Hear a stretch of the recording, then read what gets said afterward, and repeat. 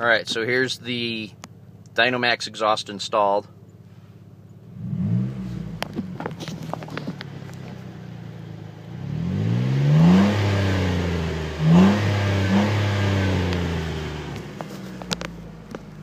It's not too bad. When you're getting on the highway and there's a concrete wall next to you, you sound a little bit like a Volkswagen Bug. That's my biggest complaint thus far. But I just installed it yesterday, and it's got maybe 15 miles, 20 miles on it. So we'll see how it does and go from there. I do feel quite a bit of vibration through the floorboard, but it is right underneath the driver's seat, just a little bit forward of that. So we'll see how it goes.